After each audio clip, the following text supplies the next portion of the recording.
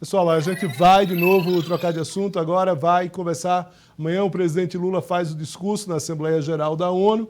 Já deu ali uma pitada do que será esse discurso, ao criticar ontem organismos internacionais, ao falar claramente ali da questão climática e também no combate à fome. Eu vou chamar Fábio Sá, que é especialista em relações internacionais, professor da Universidade de Oklahoma.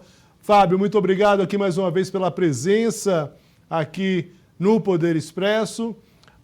Vou fazer uma pergunta rápida a Fábio no seguinte: o presidente Lula ontem fez um discurso muito duro, vamos dizer assim, muito duro não, mas muito direto.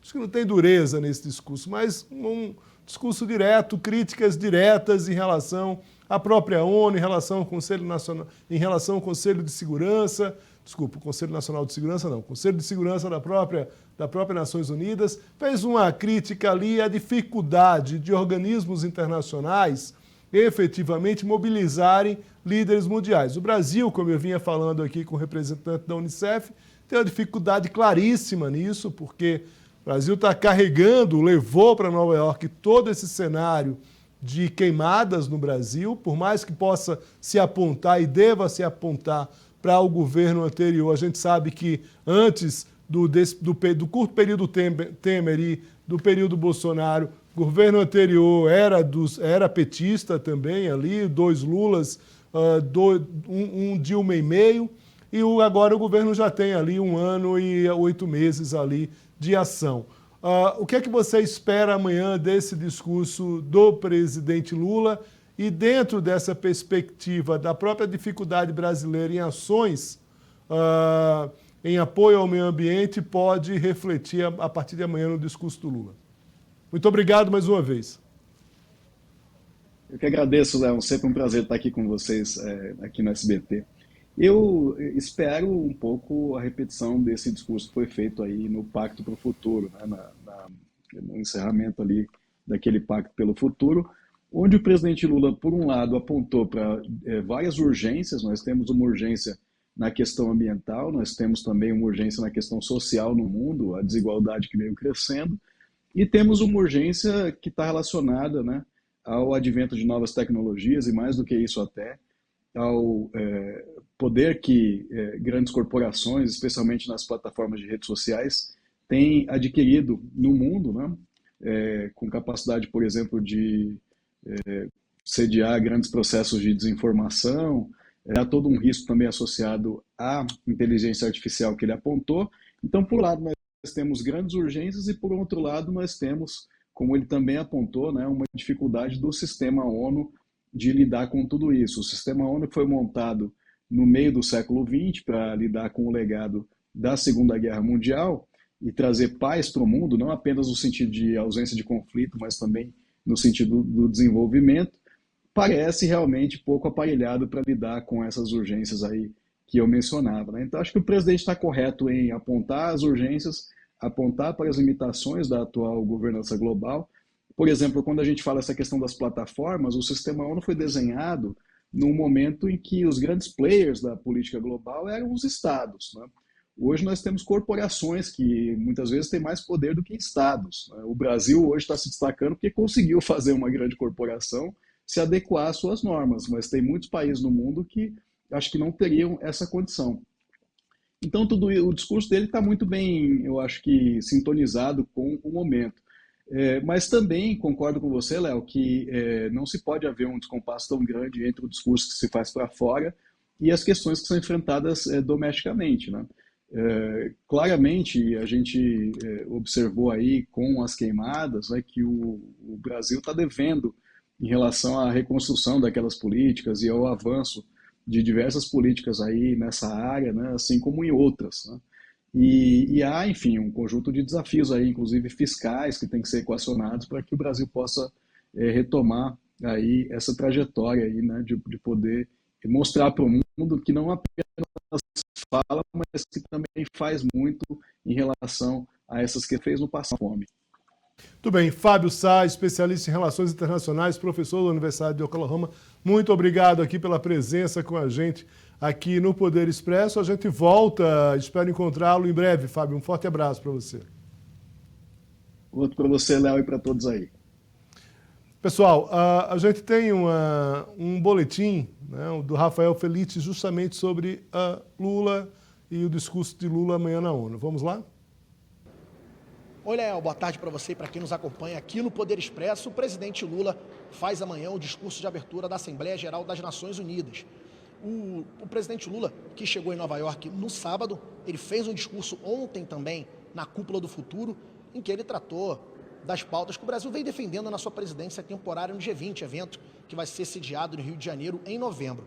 Então, nesses discursos do presidente Lula, nessa agenda internacional, ele vem defendendo principalmente 3 aspectos: o desenvolvimento sustentável, o combate à fome e também a reforma dos órgãos multilaterais, como o Conselho de Segurança da ONU, que é uma das principais críticas que ele faz.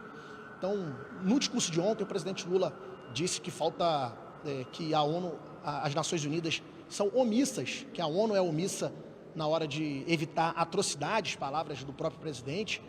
Disse também que falta vitalidade à ONU para que acordos sejam cumpridos, como na área do desenvolvimento sustentável e do combate à fome. O presidente Lula vem dizendo que a fome no mundo é falta de vontade política, né? Porque, segundo ele, se os presidentes dos países tiverem vontade política, não vai haver fome no mundo. Então, amanhã, mais ou menos, é essa linha de discurso que o presidente deve adotar, é essa linha de discurso que ele vem tendo ao longo das falas dele, dos pronunciamentos dele nesses órgãos internacionais.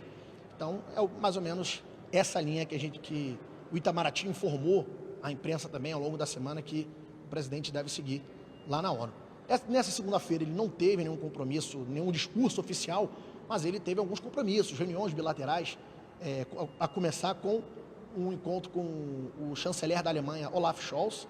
Com ele provavelmente tratou desses assuntos, dessa pauta brasileira aí, que o Brasil tem no G20, que também vem adotando na ONU.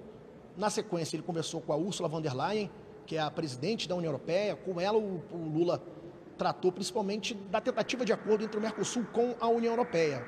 O presidente Lula, o Brasil, são dos principais articuladores desse acordo, que enfrentam principalmente a resistência da França, do aliado do presidente Lula, o presidente francês Emmanuel Macron.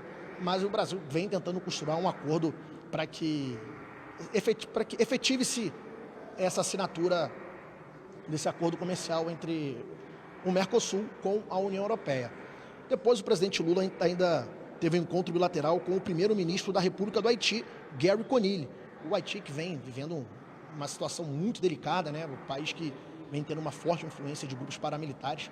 Então, o Lula deve tratar desses assuntos com o presidente haitiano. A gente não teve muita informação sobre o teor dessa reunião, mas apenas que eles vão tratar principalmente dessas questões relacionadas ao Haiti.